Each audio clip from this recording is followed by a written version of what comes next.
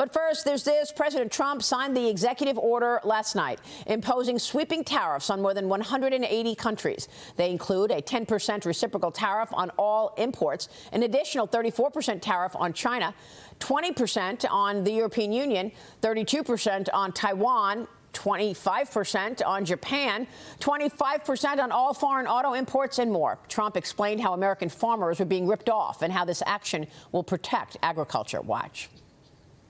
With today's actions, we're also standing up for our great farmers and ranchers who are brutalized by nations all over the world. Brutalized. Canada, by the way, imposes a 250 to 300% tariff on many of our dairy products. The European Union bans imports of most American poultry. Australia bans, and they're wonderful people and wonderful everything, but they ban American beef, yet we imported $3 billion of Australian beef from them just last year alone, starting about midnight tonight. China charges American rice farmers an overquota, it's called, a tariff rate of 65%. South Korea charges 50%.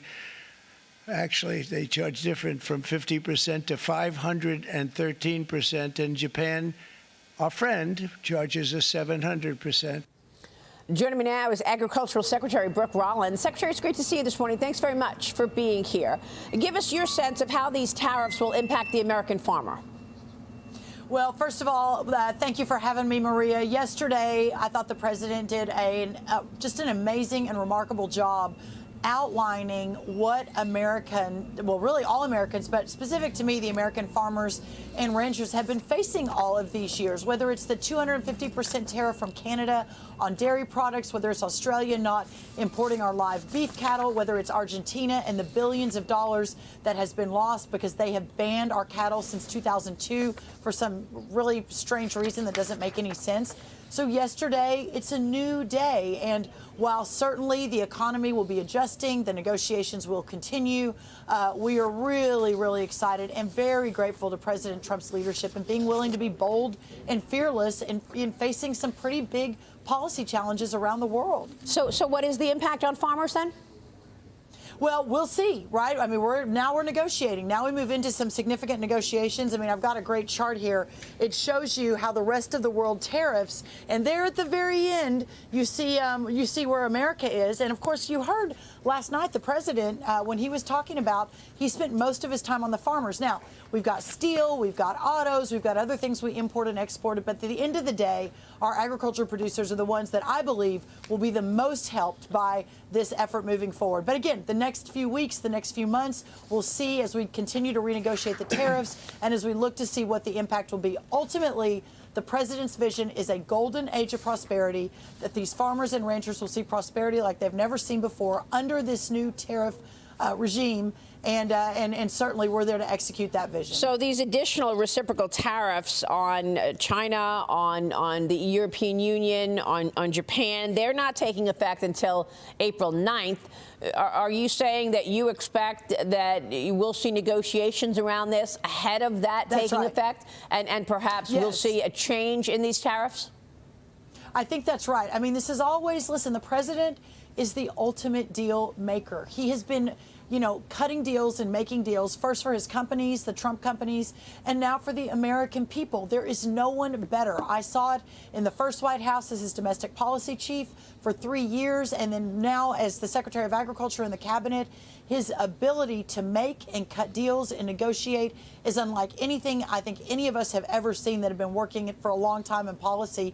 And now he will apply that for the benefit of the American people, the American economy, and for our farmers and ranchers. And I do believe April 9th and beyond, we'll continue to see these other countries opening up their markets, allowing more of our product in, our agriculture product, and again, for our farmers and ranchers, a new age of prosperity. Well, this is a really important point that you're making right now, Secretary. The fact that you've got a delay in some of these tariffs to take effect not until April 9th, and you do believe that these numbers, and some of them are really significant, like like the tariffs on China, all the way up to 70% when you include all the other tariffs that are in place already. And, of course, the fentanyl tariff that President Trump put in, it takes you all the way up to 54%. And then on top of tariffs that were already in place, takes you all the way up to 70%. You believe some of these countries will say, you know what, I'm dropping my tariffs, I'm lowering my tariffs because I don't want to face this on April 9th.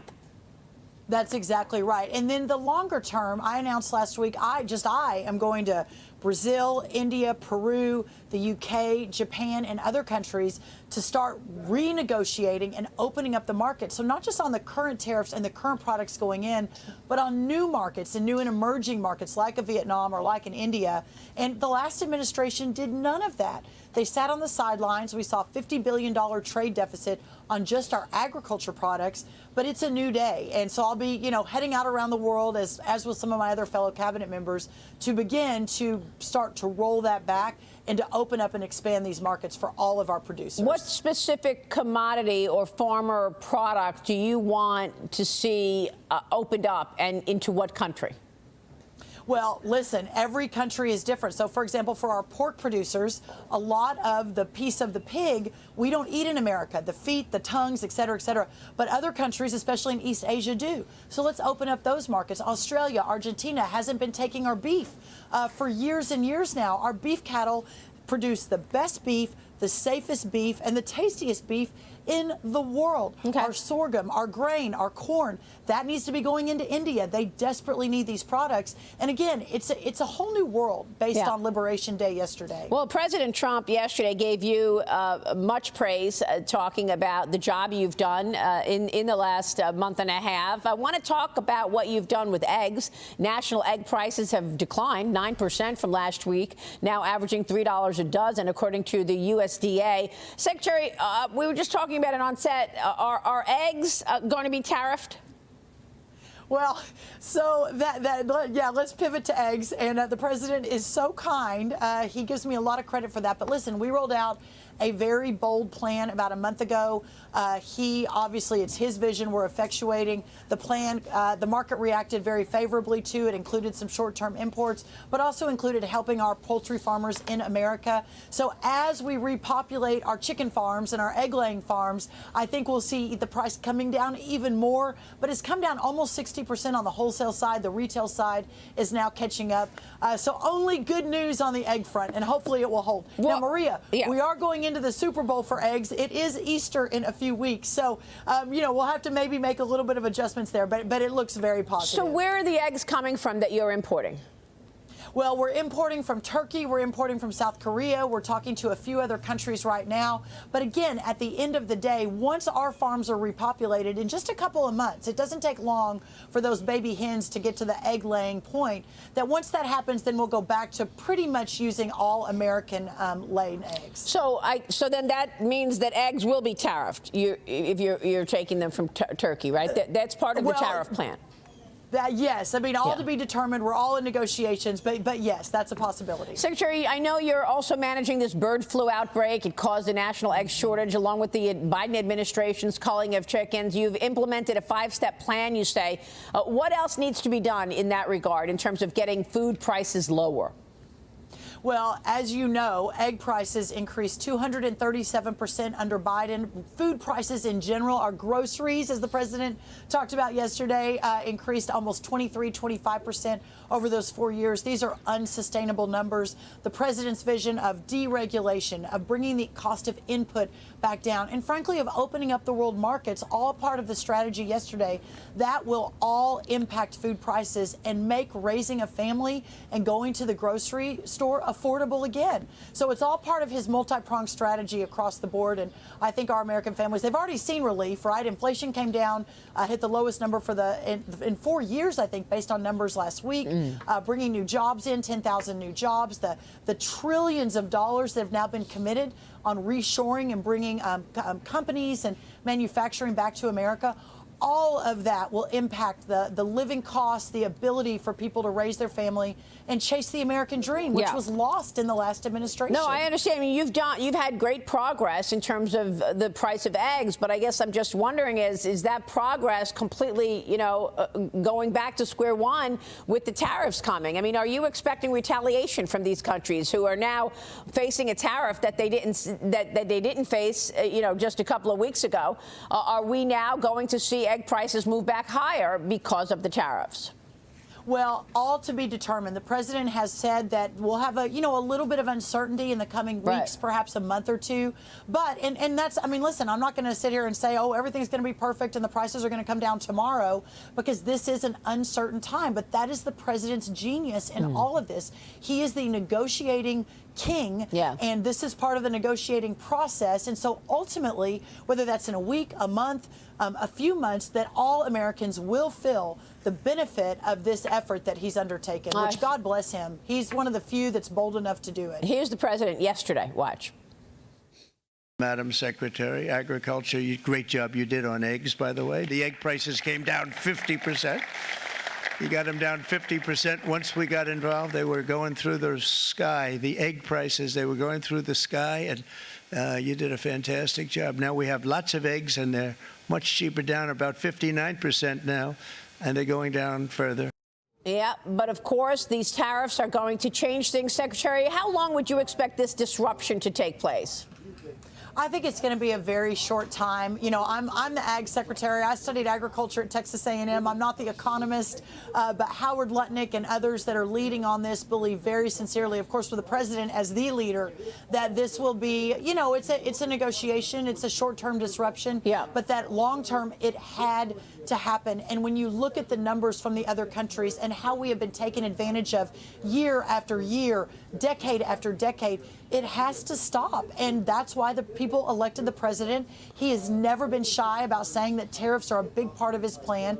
The people elected him in a mandate, I believe, all the swing states and the popular vote, to implement, while a little bit, perhaps some hardship right at the front. And we'll see, hopefully not. But I think that none of us really know right now in the short term. But in the long term, all of the numbers, the research, the economists, the teams here behind me at the White House all believe that this will ensure the prosperity of all Americans going forward. Well, let me get your take on the education end of this, because the USDA has frozen funds to certain educational programs in Maine after the state refused to ban transgender athletes from girls and women's sports. Secretary, you wrote a letter to the governor there saying this is only the beginning, though you are free to end it at any time by protecting women and girls in compliance with federal law. Your office also reviewed Biden-era grants given to the Education Department. Tell us what you're doing.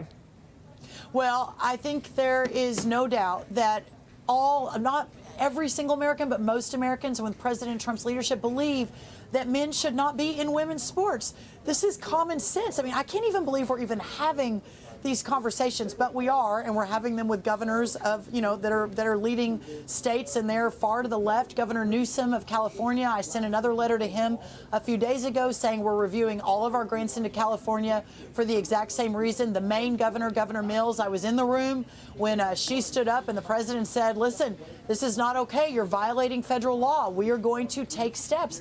And that's the difference between President Trump and, I believe, former presidents, is that he doesn't just say it. I mean, that very day, he called me and he said, if they're violating federal law, Brooke, we should not be sending them federal taxpayer dollars. And I said, sir, you're 100% right. And he said, well, go fix it. So that's what we did at USDA. Yesterday, the letter we sent to Governor Mills said immediately, we are freezing the funds. This is not just a threat that's empty.